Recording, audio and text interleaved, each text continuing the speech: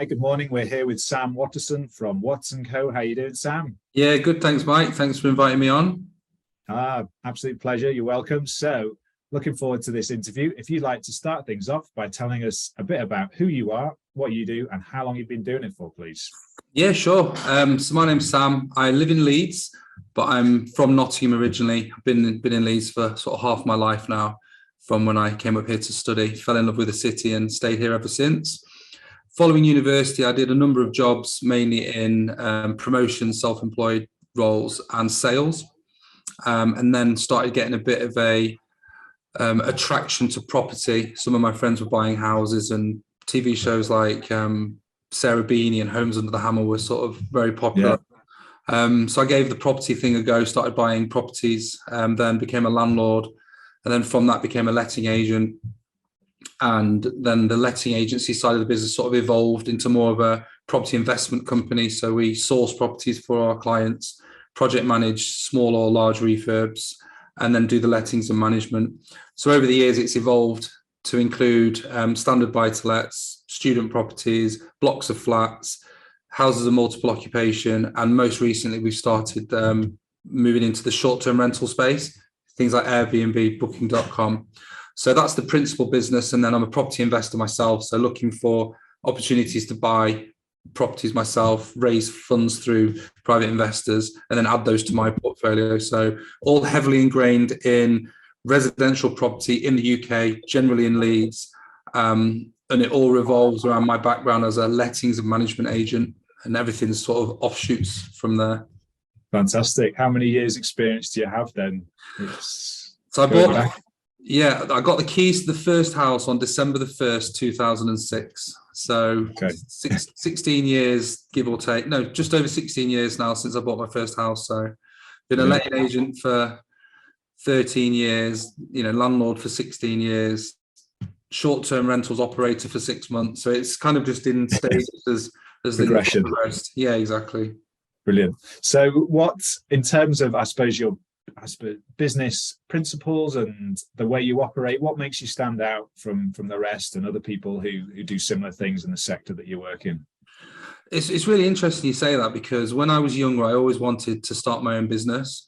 And I spent years working in bars and restaurants part-time and at uni, thinking about the big idea that was going to be my business. And I met someone, and it was a female, and she was a door person.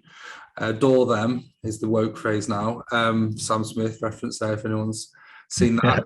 And she basically said she was doing a project management degree, and she just said, like, my dad said to me, don't try and reinvent the wheel, just do what other people do, but just do it better.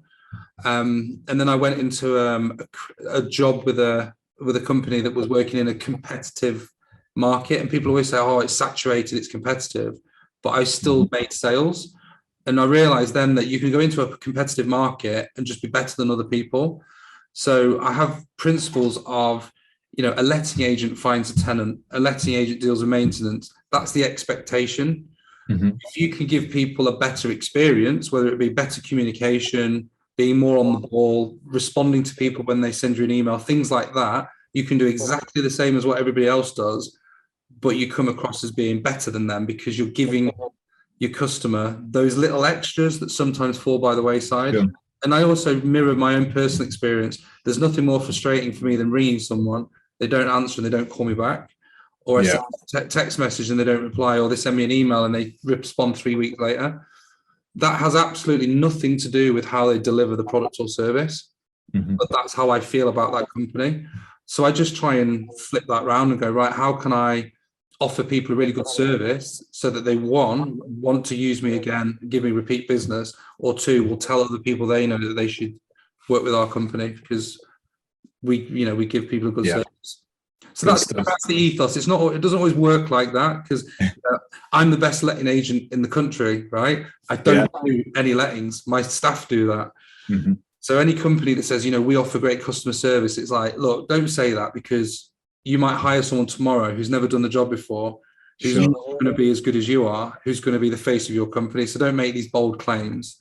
So I say stuff like, I put the systems in place to make sure that we can deliver great customer service. So I try and minimize the opportunities for my team to make mistakes or give bad customer service by giving them better systems and better equipment and things like that, really.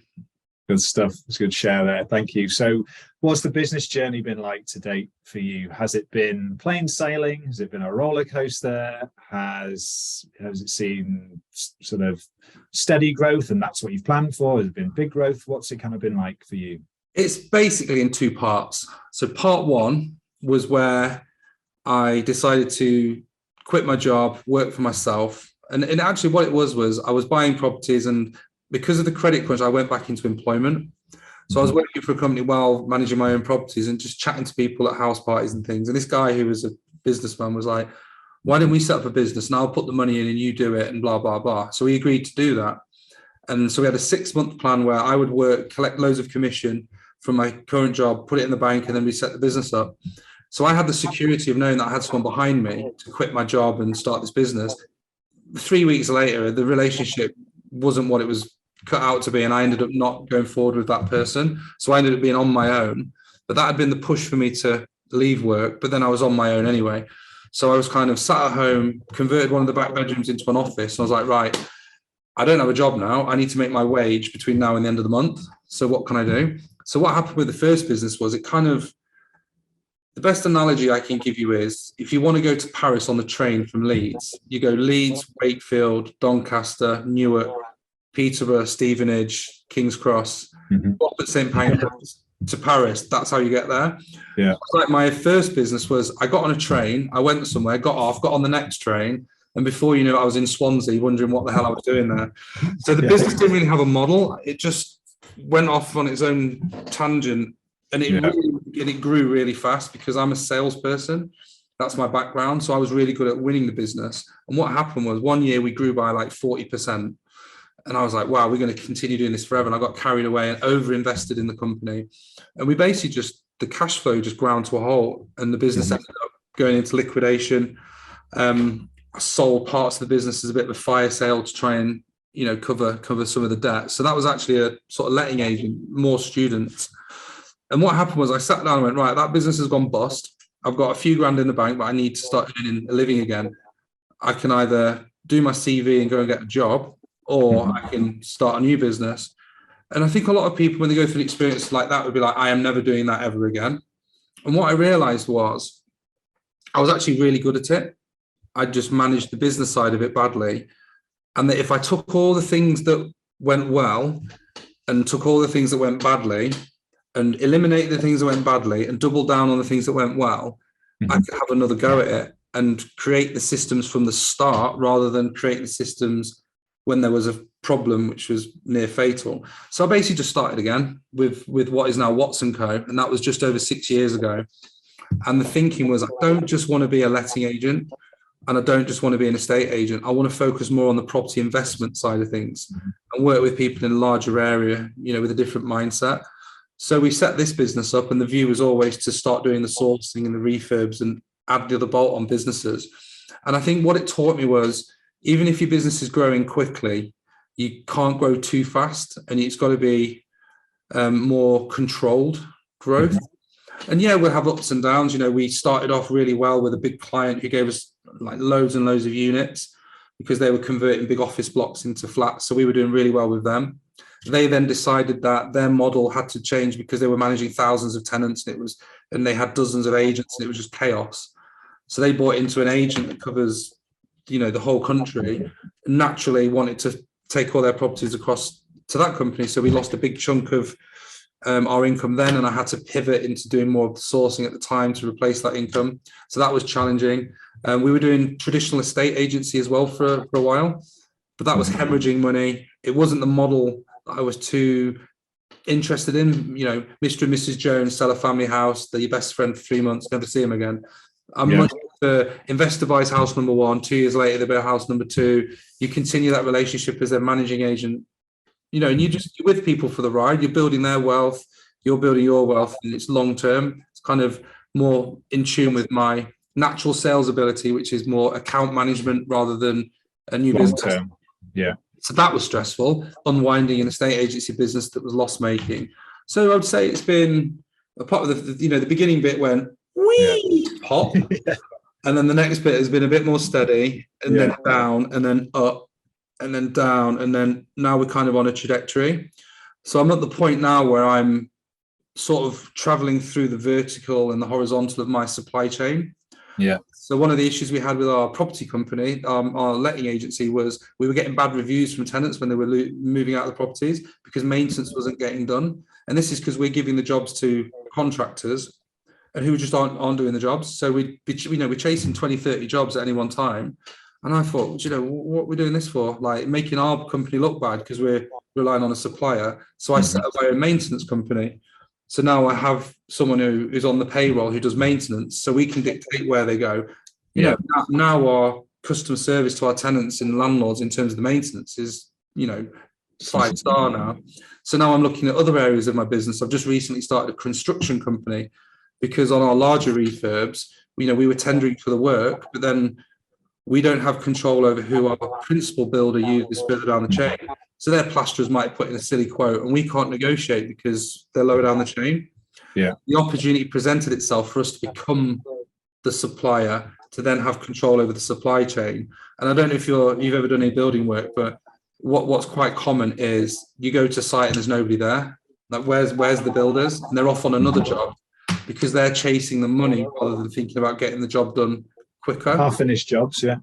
So it's a case of, we're not going to reinvent the wheel. We're going to do exactly the same as what our build teams do now, but we're just going to cut out all the chaff and manage the business side a bit better.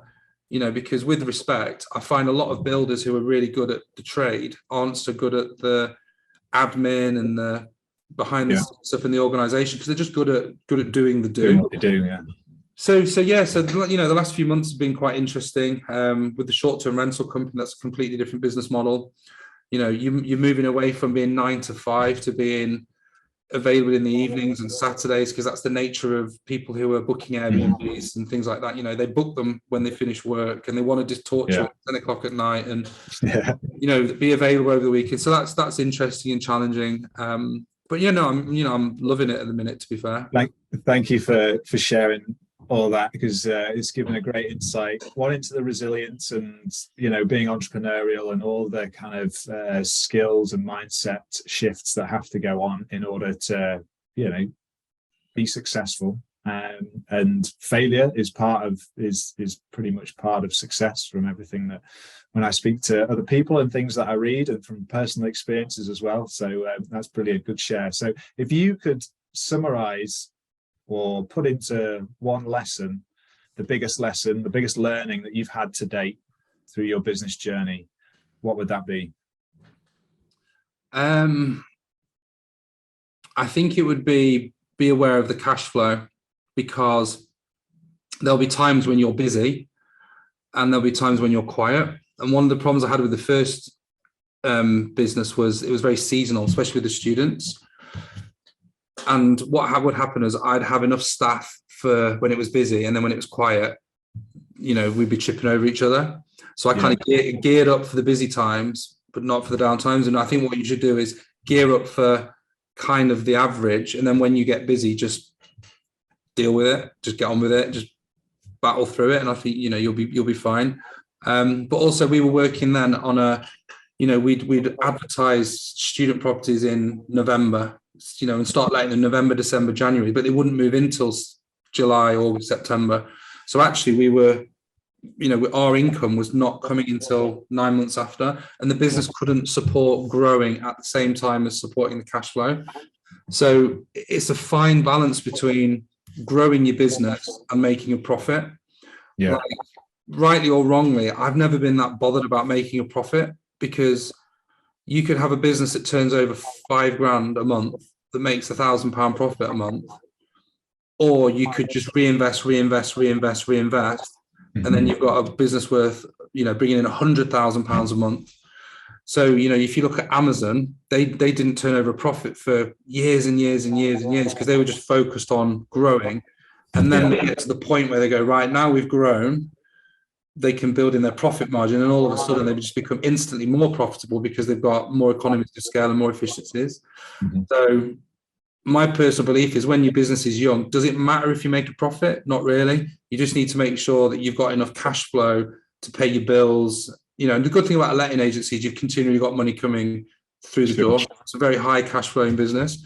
As long as you're getting paid and you're comfortable, your business doesn't really need to make a profit if that surplus is being reinvested into the structure, the systems, the infrastructure of your business to allow you to scale. Because you'll get to a point where you'll try really, really hard to bring customers in, and then one day they'll just start coming to you.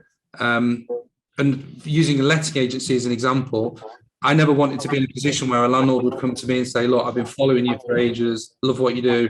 I've got 60 properties, and have to turn around and go, oh, I can't take those on. Sure. I haven't got the infrastructure, or I haven't got the staff. I want to be able to go, right, I can take that on because I've built the infrastructure and we can scale. And then the profitability will take care of itself when things like that happen.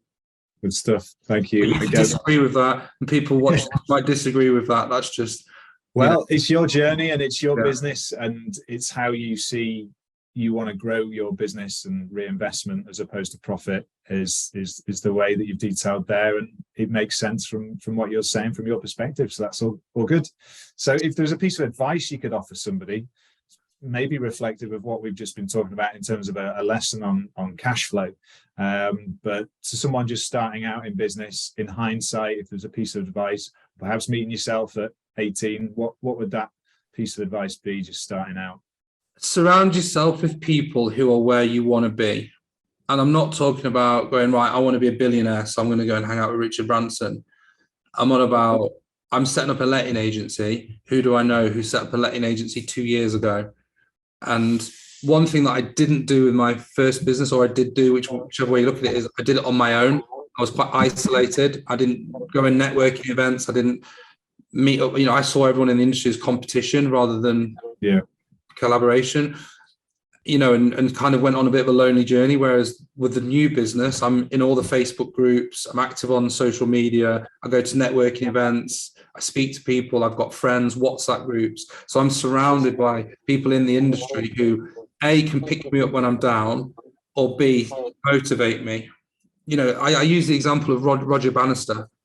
Roger Bannister was the first man to run a 4-minute mile. Then I don't know the actual stats on this. You'll have to Google it. But I'm sure then the 6 months after that, another 3 people did it because they saw that he'd done it, so it was possible. And that's the same in business. If you see someone who's doing really, really well, reverse engineer what they're doing, talk to them, get to know them, and surround yourself by people who know more than you, that you can leverage, who will motivate you, like action coach or mentors and business coaches. If you wouldn't see a top class tennis player who didn't have a coach. You wouldn't see professional footballers without a team of coaches behind them. Get the mentor, get the coach, get the people who are where you want to be, and kind of almost follow in their footsteps and try and avoid some of the, it's great fun making mistakes in business and having to dig yourself out of a hole. But there comes a point where you just think, like, trying to figure it out on your own. When I was a kid, I would get a transformer and my mum would give me the instructions. I don't need the instructions, I'll work it out, which is great when you're 7. But sometimes it's just easier and quicker to go, what happened when you did that? Right, that went pear-shaped. I'm not going to do that. I'll do something different, instead of being stubborn and belligerent that you're always the best way. Yeah, that attitude. I don't think anything in life that's worth achieving has ever been done alone, to be fair.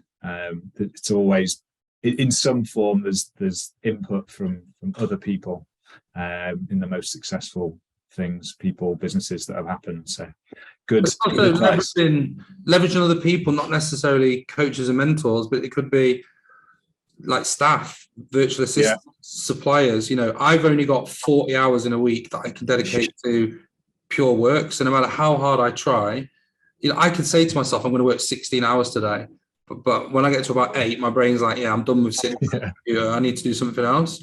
So I'm limited on how much I can achieve, but I'm unlimited on what I can achieve by getting other people to do it. Yeah. And that's, when someone was telling me about a TV program called Undercover Billionaire or something, I can't remember what it's called. And basically what they do is they dump a billionaire in the middle of nowhere. I remember that, yeah. With like $100, and they say, go and make a business.